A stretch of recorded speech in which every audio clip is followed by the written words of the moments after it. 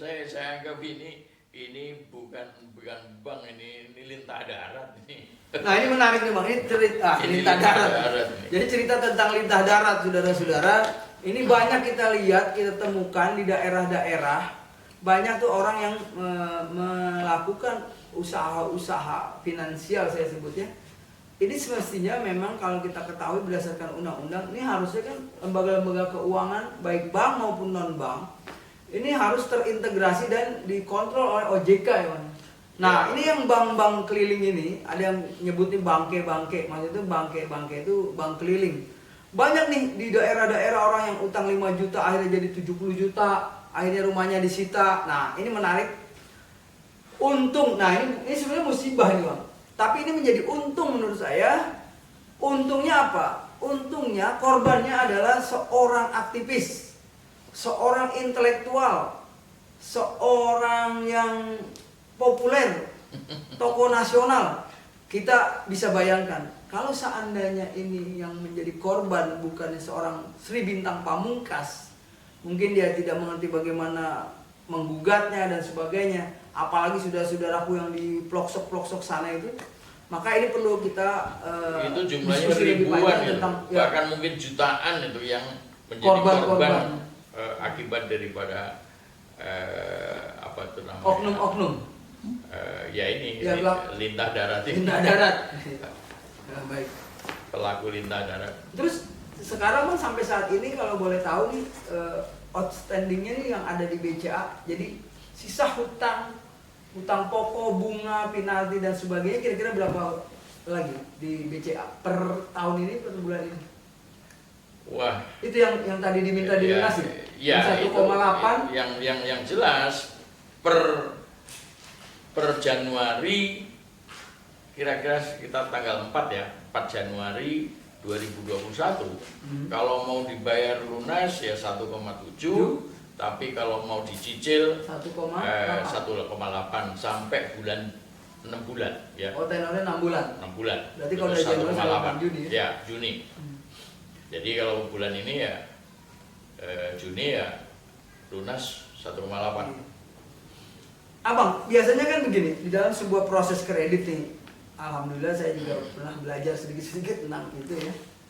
Jadi diawali dengan proposal permohonan kredit dari nasabah atau disebut debitur kepada bank, kemudian dilakukan usahanya apa, disurvei on the spot, mereka taksasi gedung ini, rumah ini berapa. Nah, mestinya kan juga nanti pada akhirnya setelah saling menyetujui itu ada, kalau tidak salah terakhir itu CCM ya, Credit Committee Meeting ya.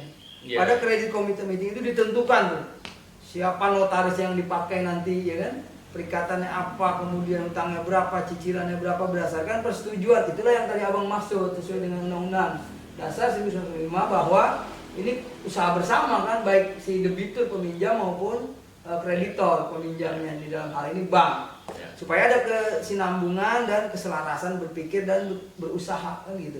Nah ini kan ada juru ikat Bang. Kalau dulu namanya juru tulis atau kita kenal sekarang namanya notaris. Kan ini tentunya dilakukan secara notariat atau secara notaril. Kalau boleh tahu Bang, notarisnya pada saat itu dalam rangka perikatan notaris mana, siapa Bang?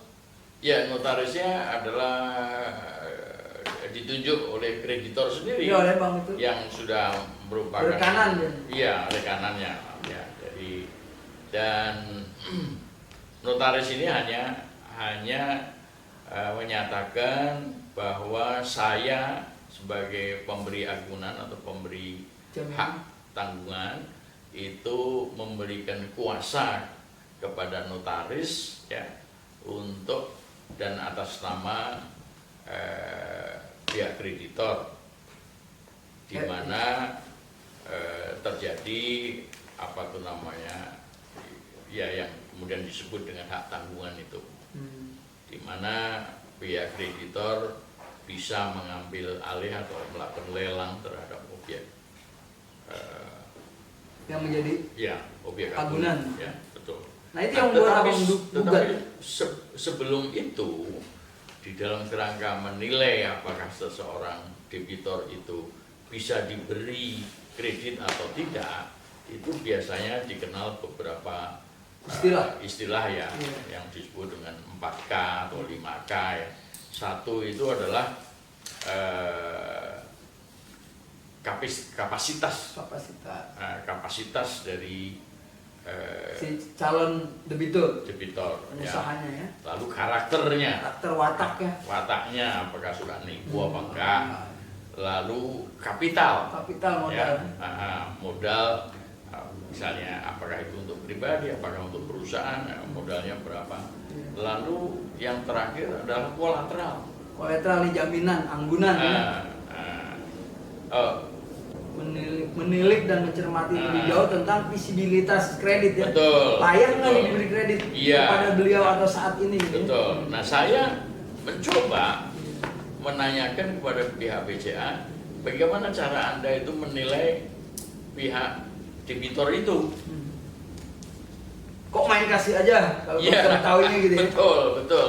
Kok main kasih aja. Nah, ternyata jawabannya adalah bahwa kami tidak bisa memberikan data tentang debitur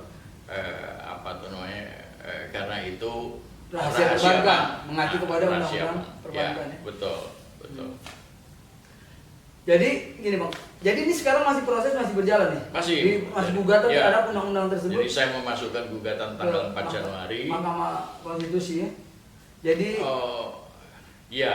itu pada saat yang bersamaan saya mengetahui bahwa di balik itu semua, kenapa kreditor itu berlaku sewenang-wenang? Ternyata dia mempunyai senjata yang disebut dengan Undang-Undang Hak Tanggungan. Mantap. Nanti kita akan lanjutkan kembali saudara-saudara pemirsa Jacindo News ya. Karena ternyata Bank BCA dalam hal ini ya. Iya. Dia semua perbankan. Tapi dalam kasus ini kan BCA Bang. Betul. BCA ini berlindung atas undang-undang yang menurut Bank Bintang ini perlu digugat oleh rakyat tentunya Bang ya. Bukan hanya Bank Bintang saja. Baik, ini menarik sekali saudara-saudara pemirsa. Mudah-mudahan ini dialog kita yang singkat ini memang waktunya tidak pernah cukup kalau cerita tentang waktu. Nanti kita akan sambung kembali dengan sesi-sesi selanjutnya pada waktu-waktu yang akan datang bersama beliau juga tentunya.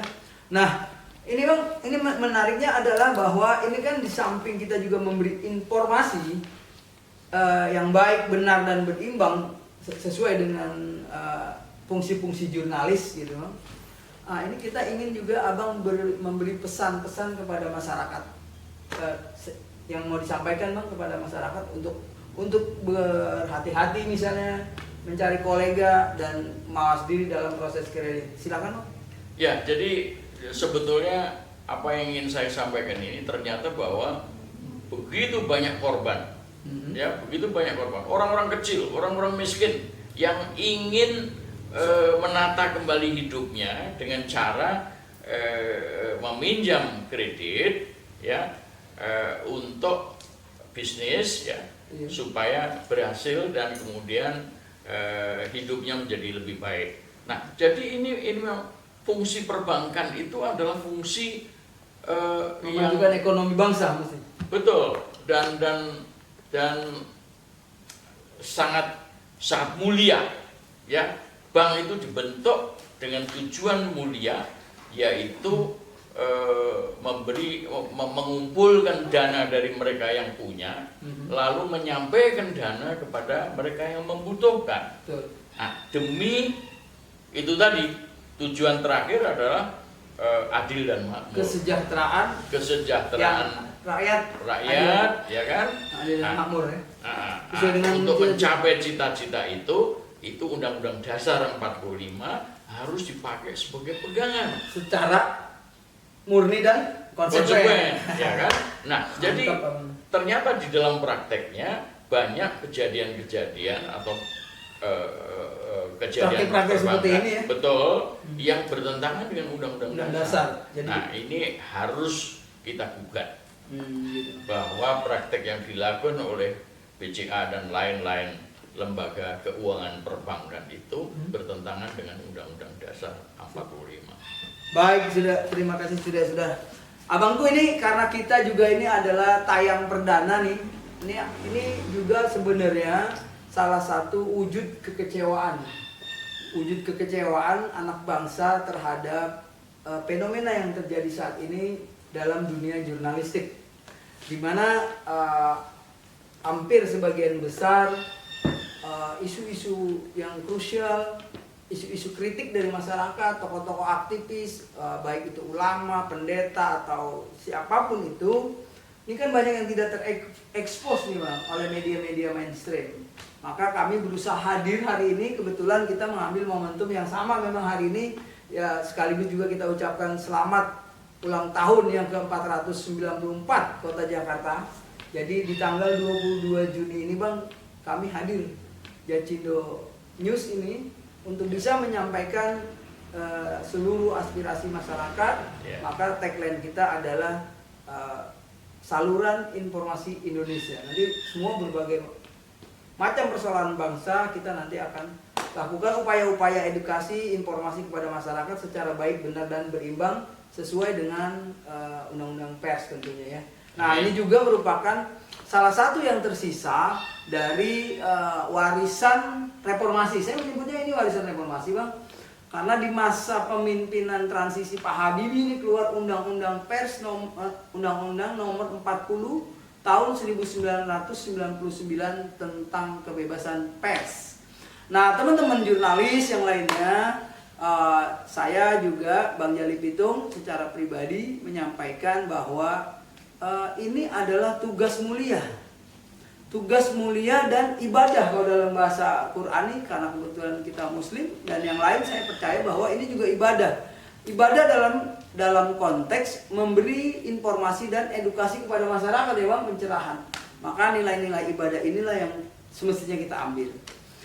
Mungkin saya juga menyadari bahwa teman-teman kan misalnya ada yang bekerja di salah satu stasiun televisi, punya siapa dan punya kepentingan apa. Nah ini memang Bang satu hal yang sangat kita tidak bisa mengungkapkannya ya.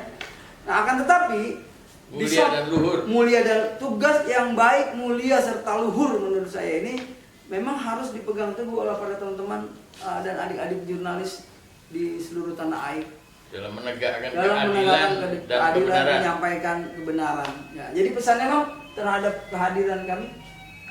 Ya, saya pikir Anda harus terus bergerak, terus beraktivitas di dalam upaya menyampaikan tadi itu keadilan dan kebenaran dan mewujudkan kesejahteraan serta kemakmuran bagi rakyat Nusa dan bangsa.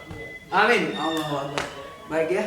Cukup ya Bang, terima kasih. Nanti kami akan hadir kembali. Terima kasih abangku, benar-benar orang yang mulia ternyata ya. Sudah tidak menggunakan uangnya, tapi masih mau berkorban untuk melunasinya. Nah yang menarik lagi saudara-saudara pemirsa adalah begini. Tidak hanya untuk kepentingan pribadi beliau menggugat undang-undang yang seharusnya sudah dicabut, dibatalkan atau? Ya, karena bertentangan dengan Undang-Undang Dasar 45, maka harus diubah, diganti atau dicabut. Dicabut ya, demi kepentingan rakyat Nusa dan bangsa. Demikian, saya Bang Jalip Pitung melaporkan dari kediaman Sri Bintang Pamungkas Cibubur, Jakarta. Assalamualaikum warahmatullahi wabarakatuh. Waalaikumsalam warahmatullahi wabarakatuh. Kangen ya? Aduh.